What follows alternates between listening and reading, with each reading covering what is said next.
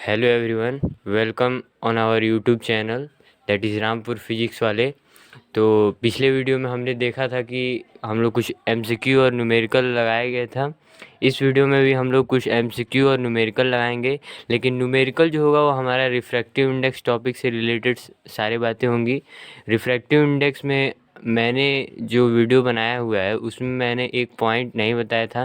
वो पॉइंट इस वीडियो में इसलिए बताया जाएगा क्योंकि वहाँ पे हम बताते तो समझ में नहीं आता, क्योंकि उसके लिए न्यूमेरिकल की ज़रूरत पड़ती है, इसीलिए इस वीडियो में हम बताएंगे। तो स्टार्ट करते हैं। पहले तो कुछ एमसीक्यू हमारे 5 एमसीक्यू रहेंगे, उसको हम लोग देखेंगे जो इम्पोर्टेंट हैं। उसके बाद रिफ्रैक्टिव इंडेक्स के हम लोग क्वेश्चन लगाएंगे। 6 7 8 रिफ्रैक्टिव इंडेक्स के क्वेश्चन हम लोग को लगाने हैं।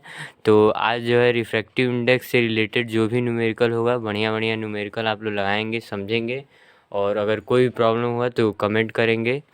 तो स्टार्ट करते हैं। पहला क्वेश्चन हम देखेंगे। यहाँ पे फर्स्ट क्वेश्चन लिखा है कि which one of the following statement is not correct. मतलब कौन सा स्टेटमेंट है वो सही नहीं है। ऐसे अगर कोई स्टेटमेंट ये लिखा हुआ है ऑप्शन ए, तो हमें ये बताना है कि ये सही है या सही नहीं है। तो इसको देखेंगे हम लोग। तो ऑप्शन पढ़ते हैं। ऑप्शन ए देखिए, लिखा हुआ है कि convex mirror is often use as a driving rear view mirror. तो ये तो सही है।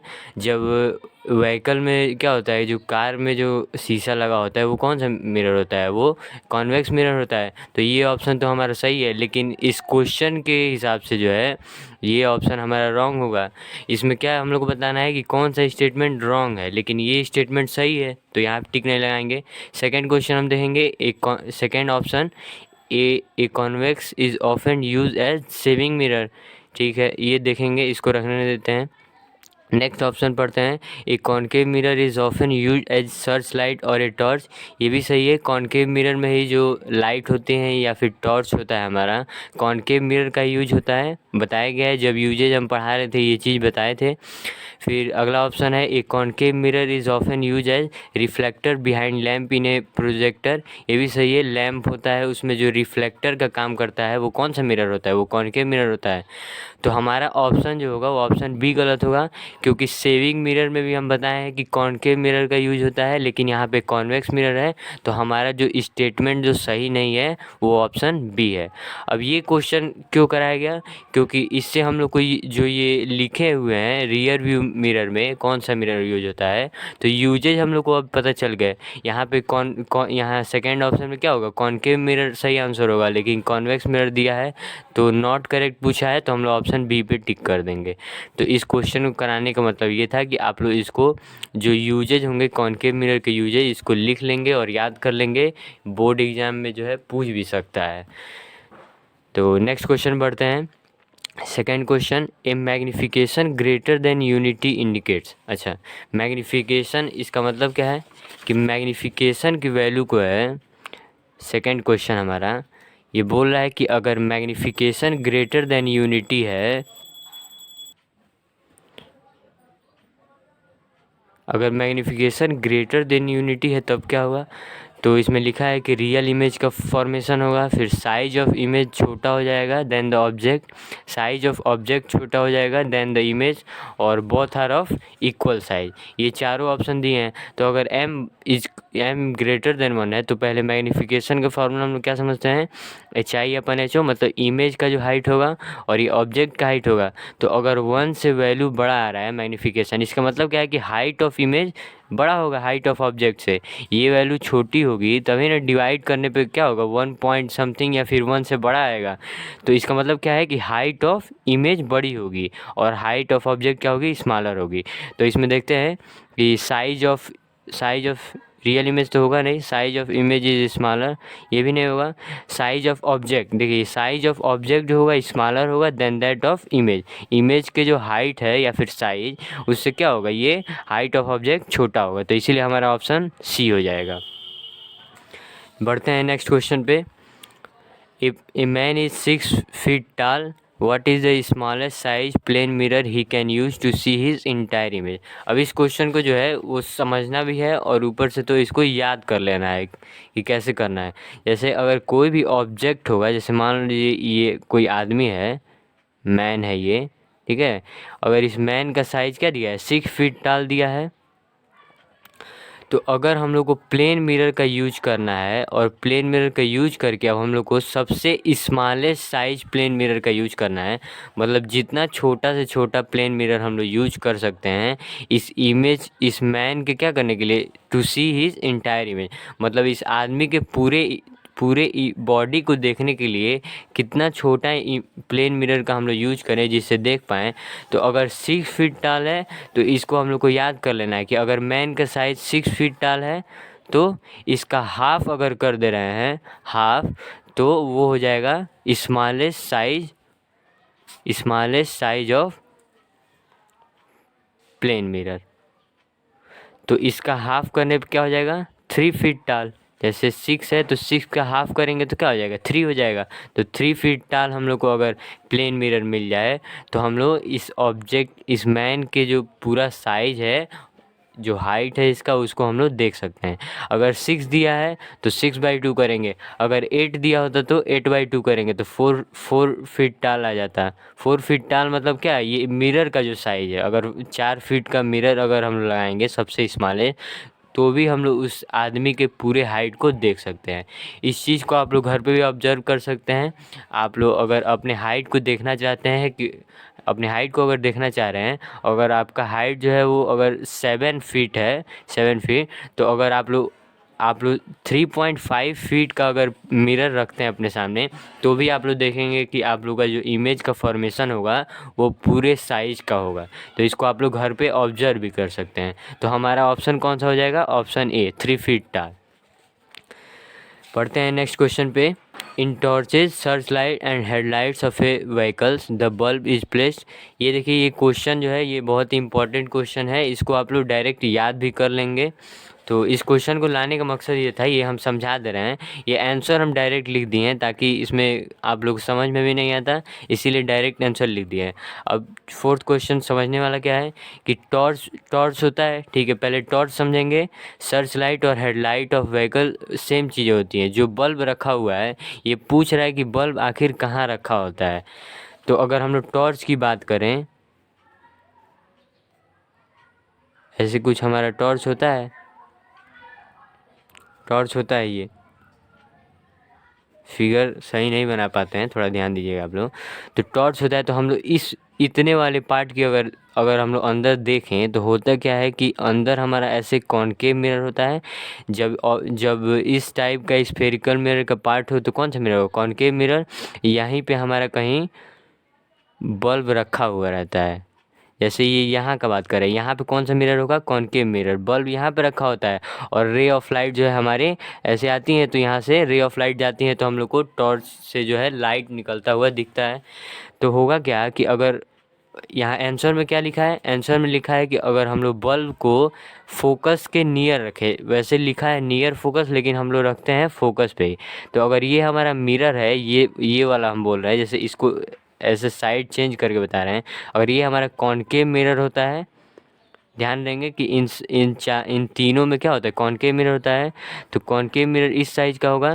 तो अगर यहाँ कहीं फोकस होता है, जैसे ये पोल होता था, ये वाली पॉइंट, और ये फोकस होता है, तो अगर बल्ब को यहाँ मान लीजिए ये बल्ब है, बल्ब रखा हुआ है, तो होगा क्या कि बल्ब से जो है लाइट निकलेगी।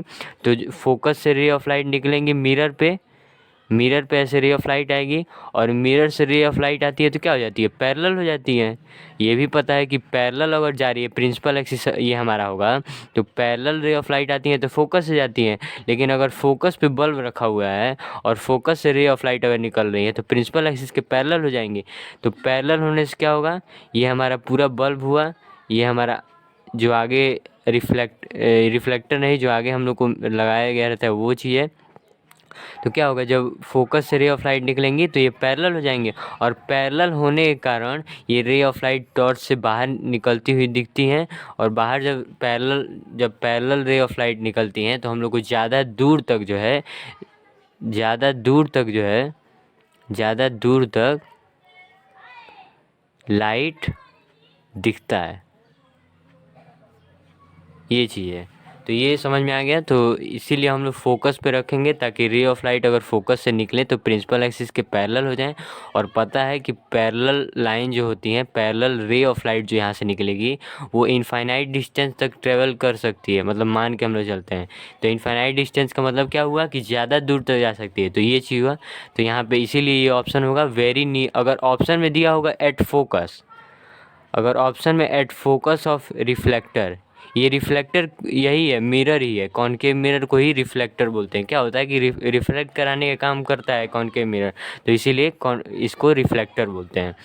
तो अगर ऑप्शन में एट फोकस दिया होगा तो एट फोकस पे टिक करेंगे, लेकिन अगर वेरी नियर टू फोकस दिया है तो वेरी नियर टू फोकस भी टिक कर सकते हैं। तो ये हमारा क्वेश्चन नंबर 4 था, ये समझ में आ गया होगा आप लोगों को। अच्छा, फिफ्थ क्वेश्चन देखते हैं। हमारा फिफ्थ क्वेश्चन क्या है कि which phenomena can be understand when ambulance printed in front of hospital vans. Option क्या है, scattering of light, emergence phenomena, C option क्या है लेटरल इन्वर्टेड, और डी लेटरली इरेक्ट। तो ये ऑप्शन हमारा सी होगा, लेटरली इन्वर्टेड। जैसे एम्बुलेंस होता है तो एम्बुलेंस होता है, जैसे इसको तो थ्योरेटिकली समझना पड़ेगा। जैसे हमारा, मैं लिख के बता रहा हूँ, जैसे मान लीजिए ये हमारा अगर ये हमारा एम्बुलेंस है, यहाँ कोई आदमी, ये अगर ये हमारा एम्बुलेंस है तो होता क्या है कि यहाँ पे ऐसे लिखा होता है एम्बुलेंस पे उल्टा, ऐसे सी, ऐसे उल्टा लिखा होता है। अगर कोई गाड़ी अगर इसके आगे है, जैसे कार अगर आगे है ऐसे, तो कार का अगर मिरर यहाँ पे हम लोग देखेंगे, ये क्या है, ये अगर मिरर है कार का, तो मिरर देखने से क्या होगा, जब इस वाले मिरर में देखेंगे तो ये सीधा दिखेगा एम्बुलेंस ऐसे। इस कार का जो मिरर होगा उसमें कैसा दिखेगा, ये ऑब्जेक्ट जो ये अल्फ़ाबेट लिखे हुए हैं वो कैसा दिखेगा, वो सीधा दिखेगा। तो इससे क्या होगा, जो आदमी ये आगे गाड़ी लेकर जा रहा है एम्बुलेंस को, उसको क्या देगा, रास्ता दे देगा एम्बुलेंस के लिए। तो यही चीज़ है कि एम्बुलेंस, और ये कौन सा फेनोमेना होता है, ये जो राइट वाला जो साइड है, राइट वाला जो यहाँ पे ऑब्जेक्ट है वो क्या हो जा रहा है, यहाँ पे लेफ़्ट हो जा रहा है, और यहाँ जो लेफ़्ट है वो राइट हो जा रहा है। तो इसी फेनोमेना को जो है लेटरली इन्वर्टेड बोलते हैं। तो इस एम्बुलेंस जो प्रिंट होता है उससे कौन सा फेनोमेना हम लोग ऑब्जर्व कर सकते हैं, तो लेटरली इन्वर्टेड। तो ये हमारा एमसीक्यू था आज के लिए। और अब हम लोग जो है रिफ्रैक्टिव इंडेक्स पे बढ़ते हैं, उसके न्यूमेरिकल को सॉल्व करेंगे।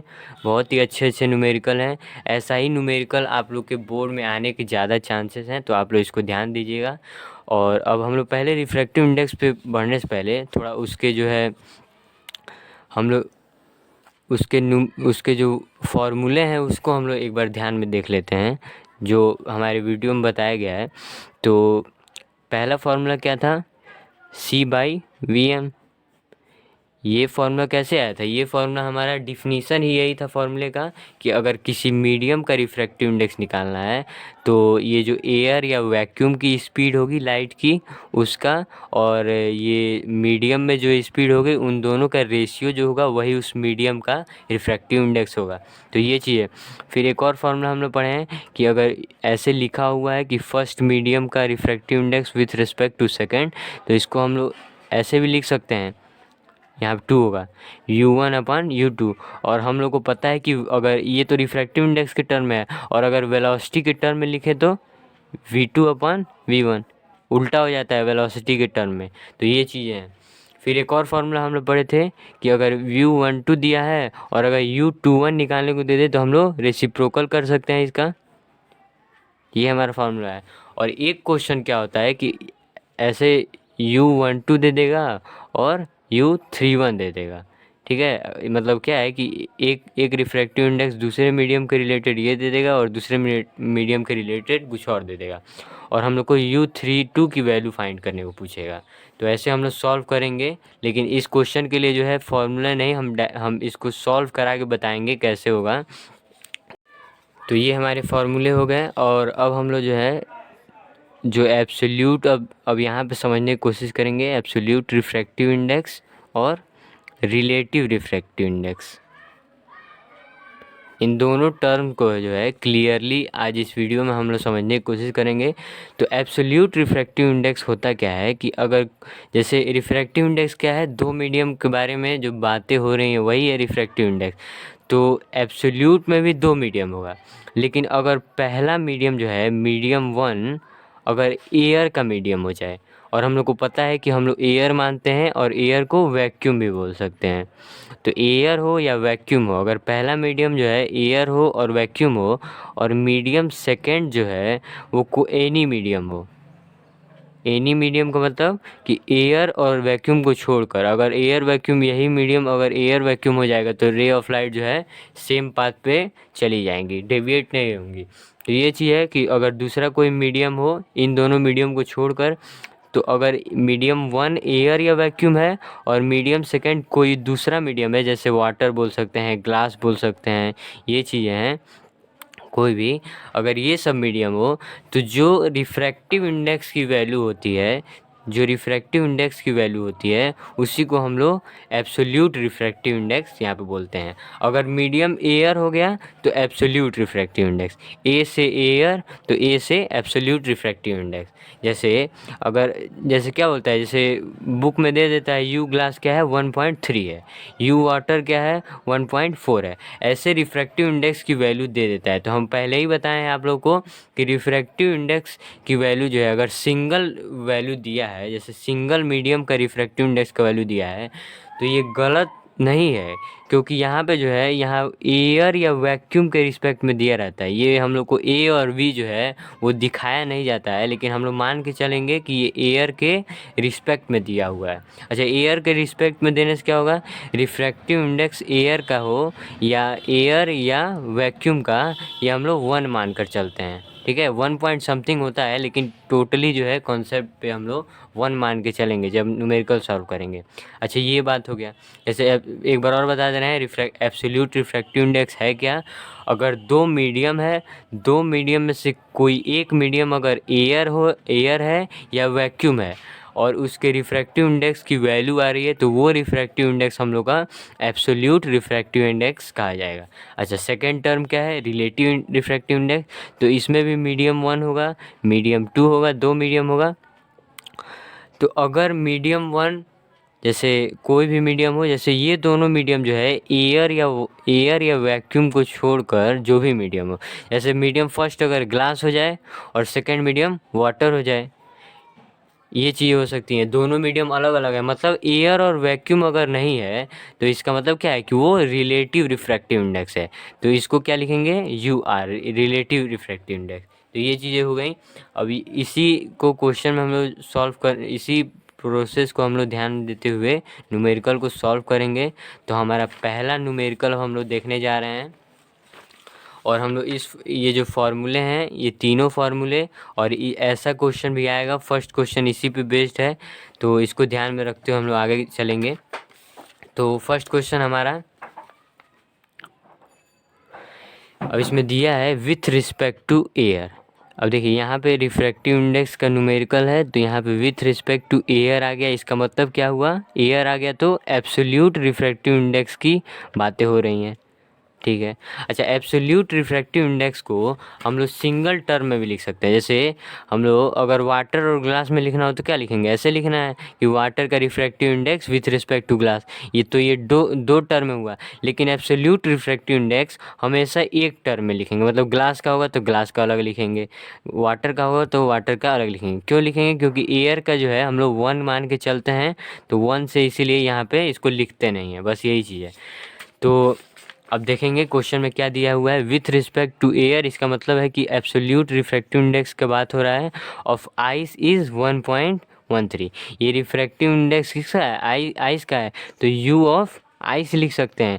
और एयर के रिस्पेक्ट में है तो हम लोग ए लिख भी सकते हैं, नहीं भी लिख सकते हैं, दोनों चीज़ें के वही चीज़ बताए हैं कि अगर एयर आ गया तो एयर एब्सोल्यूट रिफ्रैक्टिव इंडेक्स है, और उसके लिए हम लोग सिंगल टर्म में भी लिख सकते हैं। तो एयर लिखना है तो लिख लीजिए, उससे भी कोई प्रॉब्लम नहीं है। तो अगर लिख ले रहे हैं तो ये क्या है, आई लिखे हैं आइस के लिए विथ रिस्पेक्ट टू एयर, तो ये क्या दिया हुआ है 1.31 दिया है।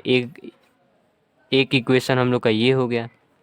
अच्छा, सेकंड क्या दिया हुआ है, and that of rock salt is 1.54। मतलब क्या है कि रॉक साल्ट है उसका एयर के रिस्पेक्ट में रिफ्रैक्टिव इंडेक्स ये दिया है।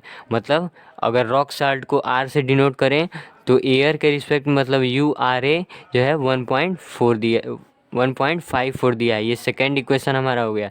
पहले लाइन से जो है ये दोनों बातें हम लोग को मिला है।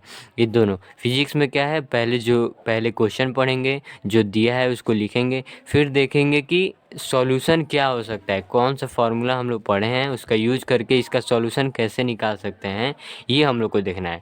ठीक है। अच्छा, कैलकुलेट क्या करना है, मतलब फाइंड हम लोग को क्या करना है, तो refractive index of rock salt with respect to ice. मतलब रॉक साल्ट का रिफ्रैक्टिव इंडेक्स निकालना है आइस के रिस्पेक्ट में। तो इस रिफ्रैक्टिव इंडेक्स को हम लोग कैसे लिख सकते हैं वैल्यू में, तो रिफ्रैक्टिव इंडेक्स किसका निकालना है, रॉक साल्ट का, और किसके रिस्पेक्ट में, तो आइस के रिस्पेक्ट में, तो URI लिख सकते हैं इसको हम लोग। इसी का वैल्यू फाइंड करना है। ये दोनों चीज़ हम लोग को दिया हुआ है, इसका वैल्यू निकालना है। अच्छा, इसको हम लोग कैसे, जैसे U12 को हम लोग कैसे लिख सकते हैं, U1/U2 लिख सकते हैं, ये चीज़ हम लोग को पता है। अच्छा, URI को क्या लिख सकते हैं, URI इक्वल टू UR ऊपर UI नीचे। जैसे यहाँ पहले 1 है तो 1 ऊपर लिख देना है, तो R है तो R ऊपर लिखेंगे, ये नीचे है। ठीक है, ये U जो है बड़ा है, ये नीचे आ रहा है, तो ये चीज़ हो गया। इसका मतलब क्या है कि UR/UI का वैल्यू अगर निकाल देंगे तो जो वैल्यू आएगा वही इसका वैल्यू हो जाएगा। तो यही हम लोग को फाइंड करना है। इसका मतलब UR/UI की वैल्यू हम लोग निकाल सकते हैं। अब कैसे निकालेंगे, अच्छा UI/A दिया है, इसका मतलब क्या है कि UI/UA का वैल्यू ये है। सिमिलरली ऐसे ही हम लोग निकालें, जैसे UI/UA क्या है, जैसे 1 है तो ऊपर 1 है, तो यहाँ I है तो पहले I हो जाएगा, और एयर है तो नीचे एयर हो जाएगा। अब इसका वैल्यू 1.31 दिया है। ठीक है, अब एक स्टेप आगे हम लोग और बढ़ गए। अच्छा, इसको कैसे लिख सकते हैं, UR/UA लिख सकते हैं। ठीक है, इसका वैल्यू कितना दिया है, 1.54। अब हमेशा ध्यान रखेंगे इस टाइप के न्यूमेरिकल जब भी आएंगे, ऐसी दो वैल्यू जो है दोनों कंडीशन में सेम मिलेंगी। जैसे इसमें भी एयर का दिया हुआ है, इसमें भी एयर का दिया हुआ है, तो दोनों चीज़ क्या है, कॉमन है। तो अगर हम लोग डिवाइड कर देंगे तो ये और ये कैंसिल हो जाएगा, और UR और UI के टर्म में हम लोग को वैल्यू निकालना है, तो उसी टर्म में वैल्यू हम लोग को आ जाएगा। तो यही चीज़ करना है। जैसे URI को हम लोग को निकालना है, URI को हम लोग लिख सकते हैं UR/UI। ठीक है। अच्छा, अगर UR को हम लोग यहाँ पे ऊपर भी UA से मल्टीप्लाई कर दें और नीचे भी UA से मल्टीप्लाई कर दें तो कोई फ़र्क नहीं पड़ने वाला है। ठीक है। अच्छा, इसको एक बार और कैसे लिख सकते हैं, UR/UA लिख सकते हैं। इन दोनों को एक साथ कर दिए, इन दोनों को एक साथ, और ये जो वैल्यू ऊपर है अगर इसको ऐसे ही लिख देना है UA, ऐसे ये चीज़ एक पास हो गया और ये चीज़ एक पास हो गया। ठीक है। अच्छा, UR/UA की वैल्यू यहाँ पे हम लोग को 1.54 दी है, तो 1.54 लिख सकते हैं। अच्छा, और UI/UA की वैल्यू 1.31 दिया है, तो ये तो 1.31 जो है ये UI/UA है। अगर यहाँ पे चाहिए UA/UA, इसका मतलब क्या है कि रेसिप्रोकल करेंगे, तो रेसिप्रोकल करने से क्या हो जाएगा, 1.31 हो जाएगा। तो ये चीज़ हो गया। अब इसी को जब सॉल्व कर देंगे, सॉल्व करने में क्या होगा, 1.175 ये हमारी रिफ्रैक्टिव इंडेक्स की वैल्यू आएगी। तो ये जो वैल्यू है ये किसकी वैल्यू है, ये refractive index of rock salt with respect to ice की वैल्यू ये हमारी आ गई है। तो यही चीज़ है, पहले क्वेश्चन देखिए, समझिए क्या लिखा हुआ है। तो ये हमारा एब्सोल्यूट रिफ्रैक्टिव इंडेक्स से रिलेटेड क्वेश्चन था।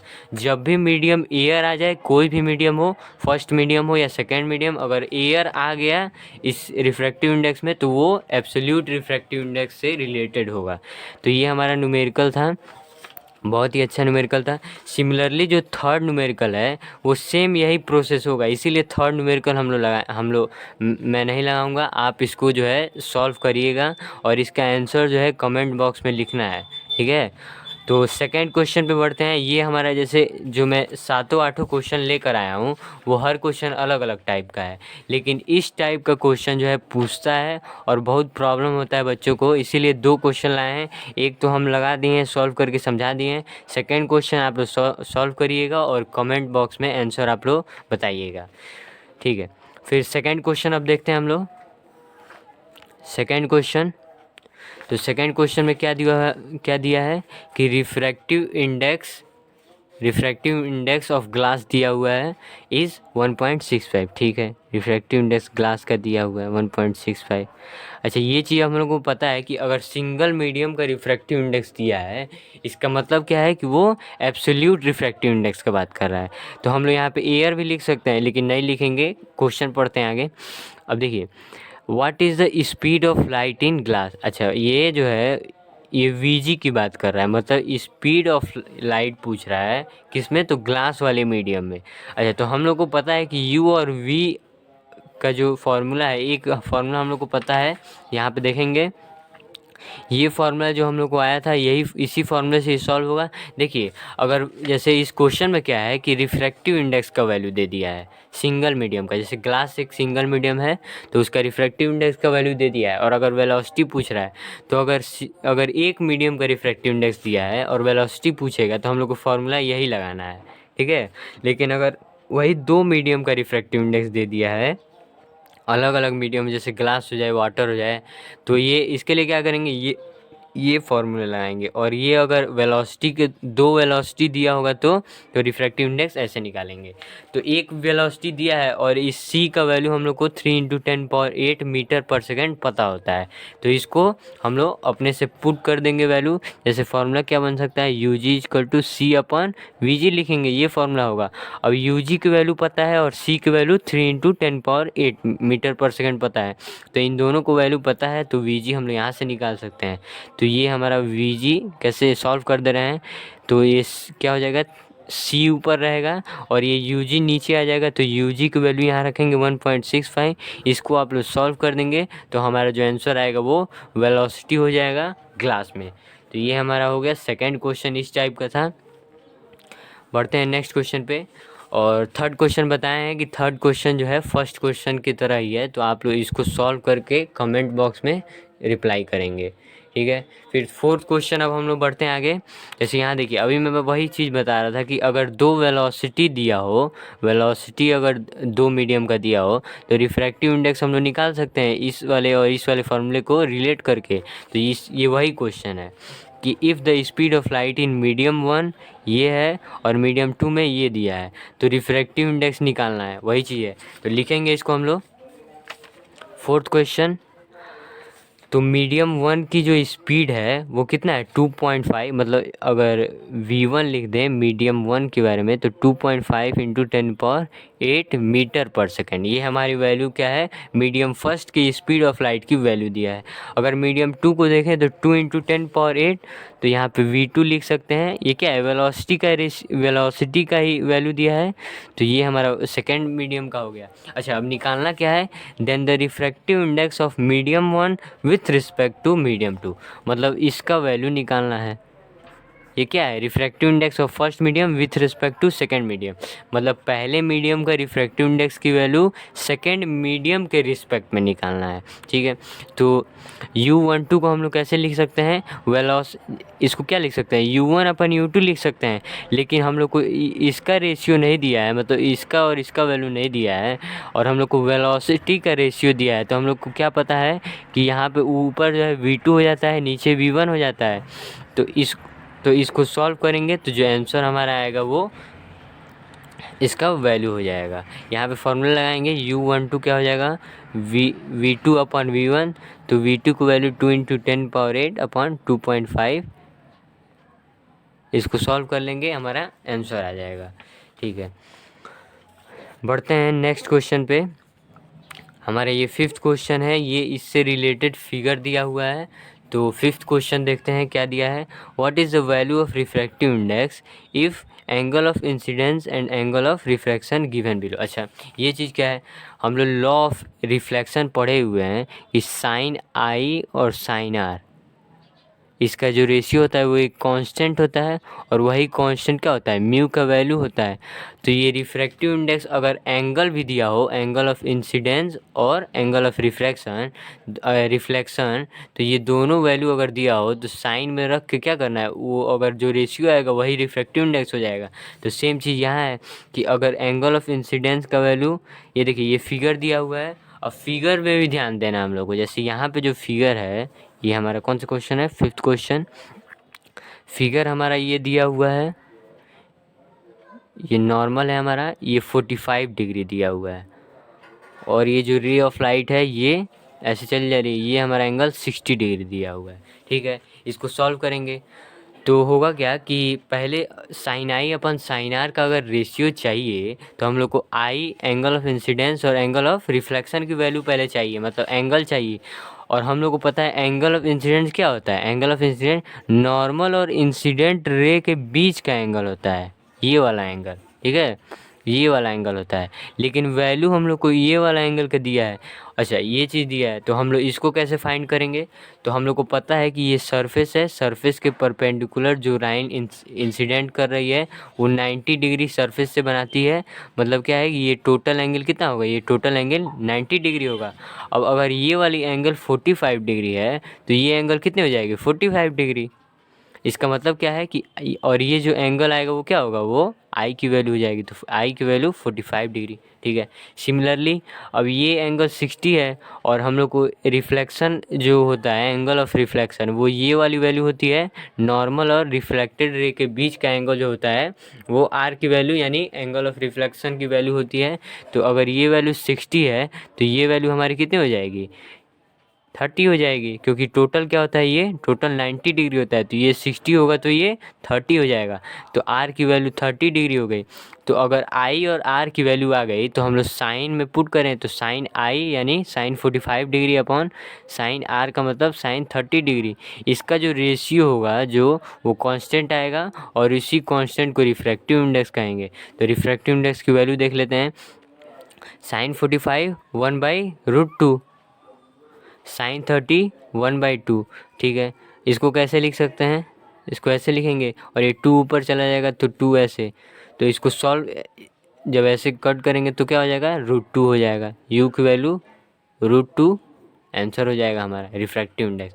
और √2 की वैल्यू क्या होती है, 1.443 समथिंग होती है, ये हम लोग अप्रॉक्स मान के चलते हैं। तो ये भी हमारा आंसर हो जाएगा। तो ऐसे भी क्वेश्चन आते हैं कि एंगल दे देगा तो उससे भी रिफ्रैक्टिव इंडेक्स की वैल्यू फाइंड करने को पूछेगा। अच्छा, एक बार हम लोग देख लेते हैं कौन कौन से फॉर्मूले पे रिफ्रैक्टिव इंडेक्स की वैल्यू हम निकाल चुके हैं। जैसे फर्स्ट क्वेश्चन में हमारा किस तरह क्वेश्चन था, जो दो मीडियम का अलग अलग मीडियम का रिफ्रैक्टिव इंडेक्स दिया हुआ था, और थर्ड का पूछ रहा था, तो इस वाले फॉर्मूले से हुआ। फिर एक में मीडियम का रिफ्रैक्टिव इंडेक्स, यहाँ पे सेकंड मीडियम क्या है कि किसी मीडियम का रिफ्रैक्टिव इंडेक्स दिया था तो वेलोसिटी पूछा था, तो इस फॉर्मूले से। और थर्ड क्वेश्चन सिमिलर था। फोर्थ क्वेश्चन में क्या था, ये स्पीड से रिलेटेड था, तो यहाँ ये भी फॉर्मूला हम लोग का कंप्लीट हो गया, यहाँ पे भी न्यूमेरिकल। फिफ्थ क्वेश्चन हमारा जो है लॉ ऑफ रिफ्लेक्शन से रिलेटेड आ गया, तो ये हमारा अलग टाइप का क्वेश्चन हो गया। ठीक है, अब बढ़ते हैं सिक्स्थ क्वेश्चन पे, क्वेश्चन नंबर 6। ठीक है, क्वेश्चन नंबर 6 हम लोग पढ़ेंगे। तो क्वेश्चन नंबर 6 में क्या दिया है, the refractive index of glass for light going from air to glass is 3/2। अच्छा, रिफ्रैक्टिव इंडेक्स क्या है, ग्लास का दिया हुआ है, मतलब यूजी की वैल्यू दी हुई है 3/2। ठीक है, और क्या पूछ रहा है, find the refractive index of glass to air. अच्छा, मतलब उल्टा दिया, जैसे ये क्या है, ये एयर टू ग्लास, ये मतलब एयर से ग्लास में जो रिफ्रैक्टिव इंडेक्स है ये इसका वैल्यू दिया हुआ है। ये यहाँ पे ए होगा, मतलब एयर का जो रिफ्रैक्टिव इंडेक्स है, नहीं सॉरी, ये जो है रिफ्रैक्टिव इंडेक्स ऑफ ग्लास दिया हुआ है, ग्लास दिया हुआ है, और किसके रिस्पेक्ट में, तो एयर के रिस्पेक्ट में इसकी वैल्यू दी हुई है। ठीक है, ये यूए की वैल्यू जो है 3/2 दिया है, और find the refractive index for glass to air. Glass to air का मतलब यूएजी का वैल्यू फाइंड करने को पूछ रहा है। तो ये देखिए, ये फॉर्मूले पे ही है कि U12 दिया है और U21 पूछ रहा है तो उल्टा कर देते हैं। सिमिलर यहाँ पे भी है, UGA है तो UAG पूछ रहा है यानी उल्टा कर देंगे, तो 3/2 का जब उल्टा करेंगे तो 2/3 आंसर हो जाएगा। तो ये हमारा 6th क्वेश्चन था। ये भी हमारा दूसरे टाइप का क्वेश्चन था जो इस फॉर्मूले को भी कवर कर रहा है। तो देखिए ऐसे ही क्वेश्चन आते हैं बोर्ड में। अब आप लोग जो है इधर उधर के वीडियो देखेंगे तो नहीं मिलेगा, जो यहाँ पे मिल रहा है कंटेंट वो आप लोग के लिए बेस्ट है। आप लोग यहाँ पे देखते रहिए बस वीडियो को और ध्यान से समझते जाइए और नोट्स ज़रूर बनाएं। जो हम लिख रहे हैं या फिर जो बोल रहे हैं तो उन बातों को ध्यान में ज़रूर रखें। तो ये हमारा 6th क्वेश्चन था। अब हम लोग 7th क्वेश्चन को देखते हैं। 7th क्वेश्चन हमारा क्या होगा, जैसे 7th क्वेश्चन हमारा दिया हुआ है, if a ray of light enters from alcohol to air. ठीक है, रे ऑफ लाइट जो है एल्कोहल से एयर में जा रही है और रिफ्रैक्टिव इंडेक्स ऑफ एल्कोहल दिया हुआ है। मतलब यहाँ पे 8 क्वेश्चन देख लेंगे, यहाँ 7 हम लोग सॉल्व करते हैं। तो यहाँ पे क्या दिया हुआ है, refractive index of air is 1.36। ठीक है, इसका मतलब क्या है, refractive index of alcohol, alcohol से ए से डिनोट कर रहे हैं तो ये क्या है 1.36 दिया हुआ है। ओके, नेक्स्ट लाइन पढ़ते हैं, calculate the speed of light in alcohol with respect to air. वही चीज़ है, ये जो फर्स्ट फार्मूला हम लोग यहाँ पे पढ़े हुए हैं कि ये मीडियम का रिफ्रैक्टिव इंडेक्स का वैल्यू दिया हुआ है और ये स्पीड की वैल्यू फाइंड करने को पूछ रहा है। सिमिलर वही यहाँ पे भी लगेगा फार्मूला। तो फार्मूला कौन सा होगा, यू एल्कोहल C/VA, ये फार्मूला लगाना है। VA की वैल्यू फाइंड करनी है और C का वैल्यू हम लोग को 3 × 10⁸ मीटर पर सेकेंड पता है।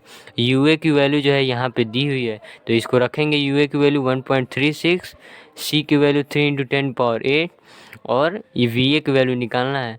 तो VA को अब हम लोग क्या लिख सकते हैं, इस साइड लेकर जाएंगे तो ये 3 × 10⁸ और ये नीचे जब लेकर आएंगे तो क्या हो जाएगा 1.36। अब इसको सॉल्व कर लेंगे तो जो हमारा आंसर आएगा वही इस मीडियम में जो है वेलोसिटी हो जाएगा एल्कोहल का, मतलब स्पीड ऑफ लाइट हो जाएगा एल्कोहल मीडियम में विथ रिस्पेक्ट टू एयर। ये चीज़ हो गई। तो ये भी हमारा क्वेश्चन हो गया। अब आज का हमारा इस वीडियो का जो है लास्ट क्वेश्चन हम लोग देखते हैं। इसी टाइप के क्वेश्चन आने वाले हैं तो थोड़ा ध्यान से आप लोग वीडियो को देखते रहिए और लाइक सब्सक्राइब शेयर ज़रूर करें। ठीक है, तो एर्थ क्वेश्चन देखते हैं। इसमें दिया हुआ है refractive index of diamond with respect to glass. अच्छा, रिफ्रैक्टिव इंडेक्स ऑफ डायमंड यानी D से डिनोट करेंगे और विथ रिस्पेक्ट टू ग्लास दिया यानी G से लिख सकते हैं। इसकी वैल्यू 1.6 दी हुई है।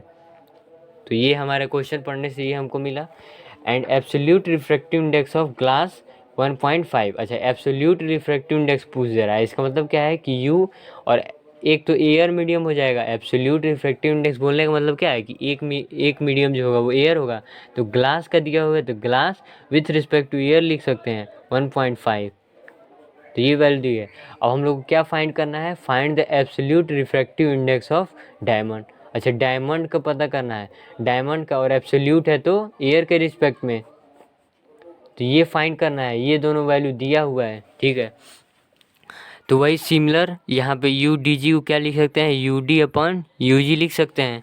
ये चीज़, इसकी वैल्यू 1.6 है। ठीक है, इस स्टेप को क्या लिख सकते हैं, UG/UA लिख सकते हैं, 1.5 हो जाएगा। ठीक है, अच्छा, और इसको निकालना क्या है, इसका मतलब क्या है, UD/UA की वैल्यू को फाइंड करना है। तो UD/UA अब हम इन दोनों में से देखेंगे कैसे आएगा।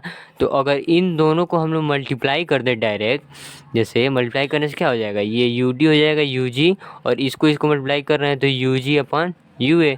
तो UG कैंसिल हो जाएगा और UD/UA की जो वैल्यू आएगी, मतलब मल्टीप्लाई किए हैं इसको तो 1.6 × 1.5, तो UD/UA की वैल्यू जो आएगी, UD/UA ये जो वैल्यू सॉल्व करने पे आएगी वही वैल्यू इस UD/UA की होगी और यही वैल्यू क्या हो जाएगी, ये UDA की वैल्यू हो जाएगी, मतलब absolute refractive index of diamond.